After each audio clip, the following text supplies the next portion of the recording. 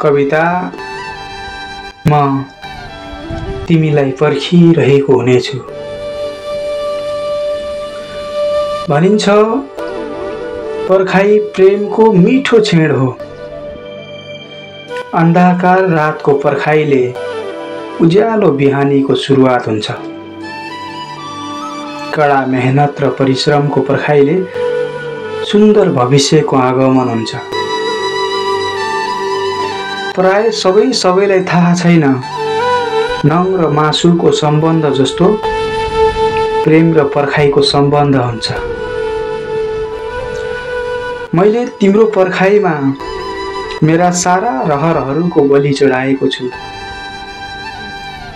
काम गर्दा गर्दै थाकेको शरीरलाई म्याराथनको दौडाइमा दौडाइरहेको छु।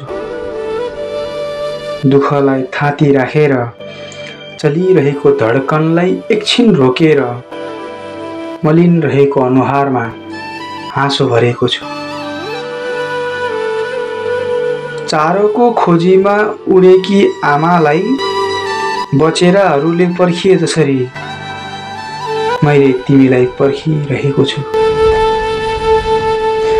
चाहे मेरो पर्खाइमै सीमित रहे पनि तिमीलाई पर्खिँदा पर्खिँदा म रहे पनि नरहे पनि मैले पर्खेको छु भनेर तिमी आए पनि नआए पनि तिमी आउनेछौ भन्ने झुठो भ्रम पालेर म वर्षौं वर्षसम्म पनि तिमीलाई पर्खिरहेको हुनेछु।